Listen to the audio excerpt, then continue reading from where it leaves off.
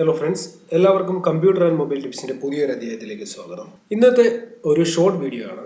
ഞാൻ ഇതിൽ നിങ്ങളുമായിട്ട് ഷെയർ ചെയ്യാൻ പോകുന്നത് സാർ വാല്യൂവിനെ കുറിച്ചാണ്. നമ്മൾ ഫോൺ വാങ്ങാൻ പോകുമ്പോഴും അല്ലെങ്കിൽ ഏതെങ്കിലും ആർട്ടിക്കിളിലോ ന്യൂസിലോ എവിടെയെങ്കിലുമൊക്കെ നമ്മൾ കേട്ടിട്ടുണ്ടായിരിക്കും സാർ വാല്യൂ. എന്താണ് സാർ വാല്യൂ എന്നാണ് ഞാൻ നിങ്ങൾക്ക് ഇന്ന് ഈ വീഡിയോയിലൂടെ പറഞ്ഞു തരാൻ പോകുന്നത്.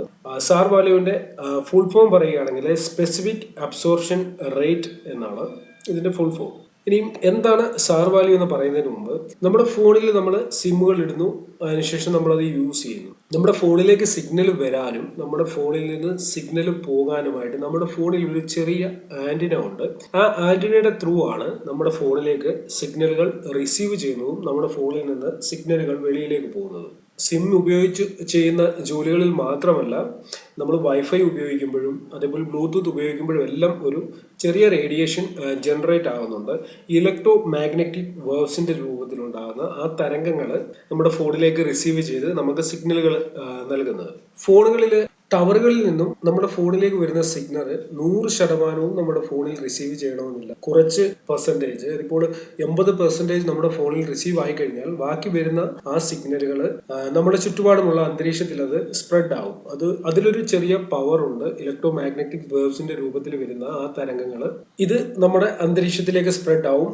അതിനുശേഷം നമ്മൾ എങ്ങനെയാണോ ഫോൺ യൂസ് ചെയ്യുന്നത്, നമ്മളുടെ ഫോണിന്റെ യൂസേജിനനുസരിച്ച് നമ്മൾ ഒത്തിരി നമ്മുടെ ശരീരത്തോട് ചേർത്ത് വെച്ചാണ് ഫോൺ യൂസ് ചെയ്യുന്നതെങ്കിൽ അതിൽ നിന്നുണ്ടാകുന്ന തരംഗങ്ങൾ നമ്മുടെ ശരീരത്തിലേക്ക് അബ്സോർബ് ആകും.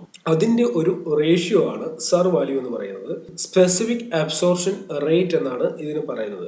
ഫോൺ ഫുൾ പവറിൽ വർക്ക് ചെയ്യുമ്പോൾ, അതായത് നമ്മൾ കോൾ ചെയ്യുന്നു, അതിനോടൊപ്പം തന്നെ മൊബൈൽ ഡേറ്റ ഓൺ ചെയ്തിട്ട് മൊബൈലിൽ എന്തെങ്കിലും ബ്രൗസ് ചെയ്യുന്നു, അല്ലെങ്കിൽ യൂട്യൂബിൽ വീഡിയോ കാണുന്നു, ഇങ്ങനെയുള്ള കാര്യങ്ങൾ കുറേ നേരം നമ്മൾ കണ്ടിന്യൂസ് ആയിട്ട് ചെയ്യുകയാണെങ്കിൽ അവിടെ റേഡിയേഷൻ കൂടുതൽ ജനറേറ്റ് ആകും. ആ ഒരു റേറ്റ് ഉണ്ട്, അവിടെ ഉണ്ടാകുന്ന റേഡിയേഷൻ റേറ്റ്, അതാണ് സാർ വാല്യൂ. അതായത് സാർ വാല്യൂ എന്ന് പറഞ്ഞു കഴിഞ്ഞാൽ സ്പെസിഫിക് അബ്സോർപ്ഷൻ റേറ്റ് എന്നാണ് പറയുന്നത്.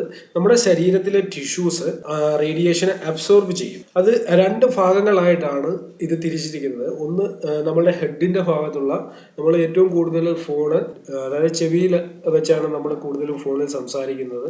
ആ സമയത്ത് ആ ഹെഡിന് ഒരു സാർ വാല്യൂ ഉണ്ട്. അതിനുശേഷം നമ്മുടെ ബോഡിക്ക് വേണ്ടി മറ്റൊരു സാർ വാല്യൂ, അതാണ് സെപ്പറേറ്റ് ചെയ്താണ് രണ്ട് സാർ വാല്യൂകളായിട്ടാണ് തിരിച്ചിരിക്കുന്നത്. പല രാജ്യങ്ങളിലും പല രീതിയിലുള്ള വേരിയേഷൻ ഉണ്ട്. അതിപ്പോൾ ഇന്ത്യ പോലെയുള്ള രാജ്യങ്ങളിൽ, ഇന്ത്യ, US തുടങ്ങിയ രാജ്യങ്ങളിലൊക്കെ സാർ വാല്യൂ, അതായത് 1 gram ടിഷ്യൂവിന് average 1.6 watt energy per kg.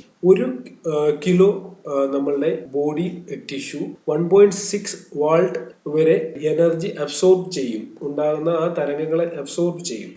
അതിൽ കൂടാൻ പാടില്ല, അതിൽ കുറഞ്ഞു തന്നെ നിൽക്കണം. അങ്ങനെയുള്ള ഫോണുകളെ നമുക്ക് മാർക്കറ്റിൽ ലഭിക്കത്തുള്ളൂ. അല്ലാത്ത ഫോണുകൾക്കൊന്നും മാർക്കറ്റിൽ വരാനായിട്ടുള്ള അനുമതി സർക്കാർ കൊടുക്കത്തില്ല. അപ്പോൾ നമ്മൾ വാങ്ങുന്ന എല്ലാ ഫോണുകളും ഈ റേഞ്ചിന് താഴെയുള്ള 1.6 വാൾട്ട് പെർ kg, അതായത് 1.6 വാൾട്ട് പവർ പെർ kg, അതിന് താഴെയുള്ള ഫോണുകൾ മാത്രമേ നമുക്ക് മാർക്കറ്റിൽ നിന്ന് ലഭിക്കത്തുള്ളൂ. അപ്പോൾ അതുകൊണ്ട് അതിൽ വലിയ ടെൻഷൻ അടിക്കേണ്ട കാര്യമൊന്നുമില്ല. ഇത്രയും പറഞ്ഞ സ്ഥിതിക്ക് ഞാൻ 1-2 കാര്യങ്ങളോട് നിങ്ങളുമായിട്ട് ഷെയർ ചെയ്യാൻ ആഗ്രഹിക്കുകയാണ്. നിങ്ങൾ ഫോൺ യൂസ് ചെയ്യുന്ന ഒരു നോർമൽ യൂസർ ആണെന്നുണ്ടെങ്കിൽ പ്രശ്നമൊന്നുമില്ല. നിങ്ങൾ ഫോൺ വന്നു, അല്ലെങ്കിൽ 5 മിനിറ്റ് 10 മിനിറ്റ് ഒക്കെ ഫോൺ സംസാരിച്ചു, അതിനുശേഷം നിങ്ങൾ ഫോൺ വെക്കുകയാണ്. അങ്ങനെയുള്ള യൂസേജിൽ കുഴപ്പമില്ല. നിങ്ങൾ കണ്ടിന്യൂസ് ആയിട്ട് 2 മണിക്കൂർ 3 മണിക്കൂറൊക്കെ ഫോണിൽ സംസാരിക്കുന്നവരാണെന്നുണ്ടെങ്കിൽ നിങ്ങൾ ചെവിയിൽ വെച്ച് ഫോൺ സംസാരിക്കാതെ ഒരു ഇയർഫോൺ യൂസ് ചെയ്യുന്നത് ഏറ്റവും നല്ലതായിരിക്കും. അത് നിങ്ങളുടെ ശരീരത്തിൽ റേഡിയേഷൻ കൂടുതൽ ഉണ്ടാകാതിരിക്കാനായിട്ട് അത് നിങ്ങളെ സഹായിക്കും. അതേപോലെ തന്നെ രണ്ടാമത്തെ കാര്യം, നിങ്ങൾ രാത്രിയിൽ ഉറങ്ങാൻ പോകുമ്പോൾ നിങ്ങളുടെ ബെഡിൽ തന്നെ ഫോൺ വെച്ചിട്ട് കിടന്നുറങ്ങാതിരിക്കുക. ഫോണിലെ എല്ലാ ആപ്ലിക്കേഷൻസും ക്ലോസ് ചെയ്ത് മറ്റെവിടെങ്കിലും മാറ്റി വെക്കുക. അതല്ല എന്നുണ്ടെങ്കിൽ നിങ്ങളുടെ ഒരു സെക്കൻഡറി ഫോൺ ഉണ്ട്, ചെറിയൊരു ഫോൺ ഉണ്ടെന്നുണ്ടെങ്കിൽ നിങ്ങളുടെ പ്രൈമറി ഫോൺ നിങ്ങൾക്ക് സ്വിച്ച് ഓഫ് ചെയ്ത് തന്നെ വെക്കാൻ സാധിക്കും. അല്ല എന്നുണ്ടെങ്കിൽ നിങ്ങൾ കിടക്കുന്ന ഇടത്തു നിന്നും നിങ്ങളുടെ ഫോണ് മാറ്റി വെക്കാൻ ശ്രമിക്കുക. മൂന്നാമത്തെ കാര്യം, കൂടുതൽ റേഡിയേഷൻ ഉണ്ടാകാനുള്ള ഒരു സാഹചര്യം ഉണ്ടാകുന്നത് നമ്മളിപ്പോൾ സിഗ്നൽ കുറവുള്ള ഒരു സ്ഥലത്ത്, റേഞ്ച് കുറവുള്ള ഒരു സ്ഥലത്ത് നിന്നിട്ട് കോൾ ചെയ്യാനായിട്ട് ട്രൈ ചെയ്യുകയാണെന്നുണ്ടെങ്കിൽ നമ്മുടെ ഫോൺ മാക്സിമം അതിന്റെ പവർ ഉപയോഗിച്ച് ആ സിഗ്നൽ സ്ട്രെങ്ത് വീണ്ടെടുക്കാനായിട്ട് ശ്രമിക്കും. നമ്മൾ കോൾ ചെയ്യുമ്പോൾ നമുക്ക് ആ കോള് ആക്റ്റീവായിട്ട് ലഭിക്കാൻ വേണ്ടി മാക്സിമം നമ്മുടെ ഫോണിൽ റേഡിയേഷൻ ഉണ്ടാവും. റേഞ്ച് കുറഞ്ഞ സ്ഥലങ്ങളിൽ നിന്ന് കോള് ചെയ്യാനായിട്ട് കൂടുതൽ ശ്രമിക്കാതിരിക്കുക. റേഞ്ച് ഉള്ള ഫോണിൽ നിന്ന് കോൾ ചെയ്യുക. അങ്ങനെയുള്ള സന്ദർഭങ്ങളിൽ റേഡിയേഷൻ കൂടുതലായിട്ട് ജനറേറ്റ് ചെയ്യാൻ സാധ്യതയുണ്ട്.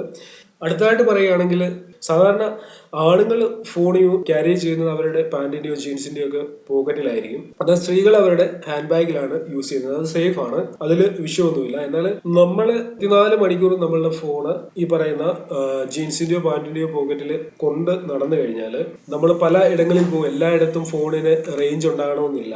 ആ സ്ഥലങ്ങളിലൊക്കെ ചെല്ലും. അങ്ങനെയുള്ള സ്ഥലങ്ങളിൽ ചെല്ലുമ്പോൾ ഒരുപക്ഷെ നമ്മളുടെ ഫോണ് ഓട്ടോമാറ്റിക്കായിട്ട് ആ റേഞ്ച് സെർച്ച് ചെയ്യാനുള്ള സാധ്യതയുണ്ട്. അങ്ങനെയുള്ള സന്ദർഭങ്ങളിൽ റേഡിയേഷൻ ഉണ്ടാകാൻ സാധ്യതയുണ്ട്. അതുകൊണ്ട് പാൻറ്റിന്റെ പോക്കറ്റിലോ ജീൻസിന്റെ പോക്കറ്റിലോ ഫോൺ കൊണ്ട് നടക്കല്ലെന്നല്ല ഞാൻ പറയുന്നത്. പരമാവധി നമുക്ക് ആ ഫോൺ എടുത്ത് വെളിയിൽ വെക്കാൻ സാധിക്കുന്ന സമയങ്ങളിൽ നമ്മുടെ ശരീരത്തിൽ നിന്നും ഫോൺ ഒഴിവാക്കി തന്നെ വെക്കുക. കാരണം ഫോണ് നമ്മളുടെ ജീവിതത്തിൽ ഇപ്പോൾ ഒഴിച്ചുകൂടാൻ പറ്റാത്ത ഒരു കാര്യമായിട്ട് മാറിയിരിക്കുകയാണ്.